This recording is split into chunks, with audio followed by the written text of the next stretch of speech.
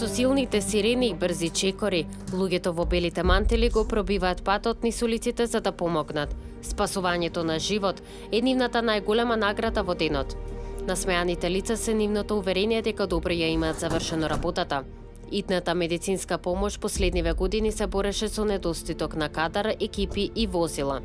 Потребни беа дури и до 40 минути за пристигнување на возилото, а докторите имаа полни раце работа и недостиг на време.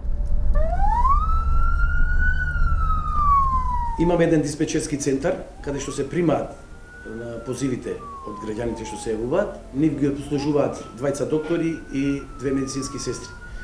Тоа е делот каде што се примаат. Имаме пунктови, значи имаме еден централен, тој што е кај диспечерскиот центар, и имаме пунктови истурени, ги има во Драчево, имаме Ченто, имаме Петровец, има во Ѓорче Петров, во Чаир, сега некој да не испуштив, се со цел да се скрати времето на пристигнување на итна медицинска помош на оние, поготово на итните покани, на поканите што имаат итност од прв ред на хитност. Скопската итна помош покрива 17 општини на оваа територија. Согласно тоа и со поддршка на Министерството за здравство се започна активност за ангажирање на тимови, дополнителни тимови, доктор, сестри, воза, што е тим од итна медицинска помош, но истовремено за да имаме можност преку овие тимови, бидејќи простор, опрема и кадар е она тројно правило за блиски, достапни и квалитетни здравствени услуги, покрај новите вработувања, работиме и на отварање на нови дистални пунктови. Од 1 март започна пунктот Петровец да работи, наскоро пунктот во Чучер, Сандево и во Сарај, и на тој начин се трудиме да ја доближиме услугата, бидејќи територијата е многу голема, како што кажав, која што ја покриваме, така да и дополнително се набавуваат 12 нови возила од страна на Министерството за здравство, така да целокупно службата ќе биде зајакната и навистина сметаме дека задоволството на граѓаните ќе биде на повисоко ниво. До сега имавме проблем организацијон. Имавме многу помалку екипи него што можевме да одговориме. Првиот ред на хитност гледавме секогаш да можеме да оставиме за да може да се стигне на интервенција. Но секогаш времето беше многу подолго за овие втора ред на хитност.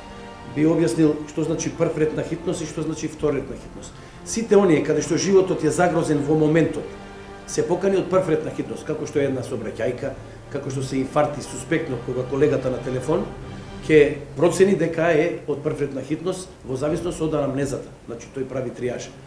Или пак се гуши пациентот. Тоа се сите од прв ред на хитност. Све останатото, каде што може да причека поканата, се од втор ред на хитност. Тука најмногу трпеа во тој период претходниот, овие од втор ред на хитност се случуваше подолго време да чека. Сега, значи со доекипирањето на итната медицинска помош во последно време, од пред некој месец, се нови вработени имаме, дури речиси го дуплиравме бројот на екипите и се отворија и нови пунктови. Времето драстично е смалено на стигнувањето на покана. Поготово, пак ќе повторам, на овие поканите од втор ред на хитност. Скратено е, од прилика се случуваше над пола сат да бидат покани тие што се од втор ред на хитност. Сега многу побрзо се стигнува. Значи, скратен е тој дел на. А инаку, нормално, повеќе екипи, ние како итна медицинска помош сме специфична служба, кај нас не можеме да предвидиме никогаш кога во кој дел од денот ќе имаме повеќе покани. Се случува во најголема гужва да имаме најмногу работа. Така да имаме даден момент кога екипите се во базите, а имаме кога не можеме дури да најдеме слободна екипа. Сега со бројов на екипи, мислам дека оптимално ќе биде обслужувањето, да речеме, на градот Скопје. Постои едно златно правило, тие златни 5 минути, 3 до 5 минути поготово во ургентните служби. Она што во моментот, значи, може да се пружи помош во првите 5 минути каде што не засегнат мозокот и да имаме ние трајни последици што се јавуваат. Многу тешко може да се постигне тоа. Се случува, ние, кога екипа имаме во близина каде што се случува немилиот настан, без разлика што и да се случило, да одговориме многу брзо, за 1 до 2 минути, до 3, дури изненадени се луѓето.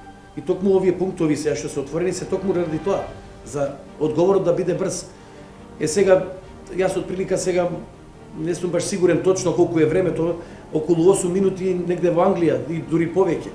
Ние се случува да стигнуваме околу 5 до 8 минути Така да гледаме да биде брзо. Најбрзо се случувало минута две да стигнеме на лице место. Така да зависност од тоа ако имаме слободно возило таму во близина кај што се случува на милиот настан. Не можеме тачно да кажеме сега во просек се трудиме да биде во оние граници некаде до кај 8 минути. Диспечерскиот центар примаше повици кои не беа за итна помош, па така многу од повиците беа пропуштени, но изминатиот период напорно се работеше да се подобри ситуацијата за пациентите, но и за екипите. Се воведоа нови екипи, возила и посовремена опрема за да се овозможи поефикасна работа. Освен засилување во екипите, вработените во итната медицинска помош добија и повисоки плати. Со ова кадровско освежување ќе се работи со 11 тима во смена и секако тоа ќе допринесе побрзо да може да се одговори на интервенциите.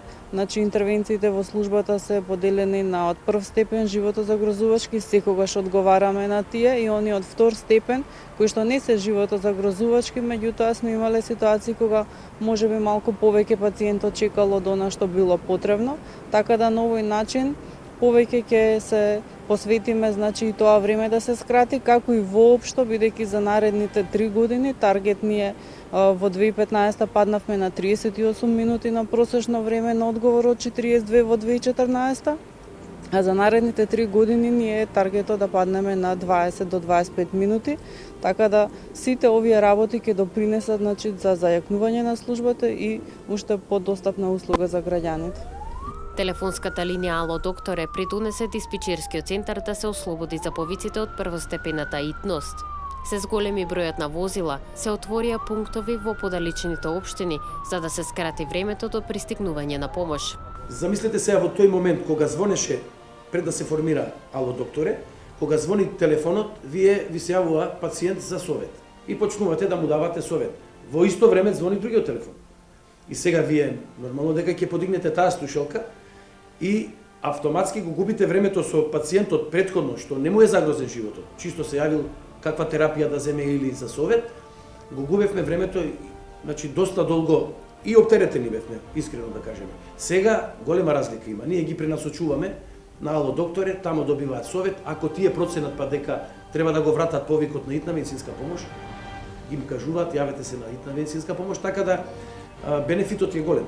Голем е бенефитот во смисол да сме порелаксирани во одговор на овие похитни покани. Покрај новите возила пристигна и свеж кадар, подготвен да учи од поискусните, за да помогне на секој што ќе побара медицинска помош. Ова е доста брзо, сега ги добивме новите вработени. Треба малку да се направи до обука. Дојдене, се очекуваат сега возила во најблиска иднина, малку возниот парк да се појача, затоа што вие можете да имате доволно екипа, а ако немате доволно возила, повторно се враќаме на старото, не можеме со што да отидеме. Во секој случај е бенефит. Итната медицинска помош, јас би појаснил на граѓаните. Ние подобро да седиме да немаме воопшто работа. Камо среќа. Ќе го споредам случајот со пожарна. Пожарна може да нема пожари 2 месеци, 3 месеци. Во еден ден може ќе треба да се интервенира на повеќе места, поготово летниот период. Тоа исто со итна медицинска помош. Во даден момент еден саат може да нема некоја хитна покана. Може да се случи во даден момент да сите се на терен. Така да не можеме да кажеме конкретно, вака сега како што сме екипирани во моментот е голема разлика од ова до сега што беше. Во прошлите 4 до 5 години имавме сериозни проблеми. Организационо моравме да со голем напор да стигнуваме на време кај што треба. Сега јас се надевам дека тоа ќе остане во минатото, уште само малку технички да се доопремиме и мислам дека ќе биде многу подобро. Сега како што е вака концепирано, Чучир Сандово се уште не е отворен, али шемата што е направена, не случајно е така направена, да можеме да ја покриеме таа целата територија. Видете, во зависност од тоа од густината на населението, ние не можеме пункт да отвориме, можеме во секое село да ставиме, или во околината на Скопје, зашто итната медицинска помош е не само за централното градско подрачје и за градот Скопје, за сите села во околината. Ние се движиме во диаметар, да речеме, минимум 50 километри. Имаме таква територија обслужуваме. Така да во моментот како што е распоредено, мислам дека ќе биде доволно. Доволно со тоа што пак ќе назнача. Све зависи од тоа каде се случуваат. Ние не можеме да предвидиме каде ќе бидат болни луѓе или каде ќе има несреќа или било што. Се случува од Петровец да го пратите во Трачево, нели? Така да во секој случај вака како што е концепиран во моментот е сосема добро. Постојано звонење на телефонот и трчање со неколку торби во рацете, ова е дел од секојдневието на луѓето во бели мантили.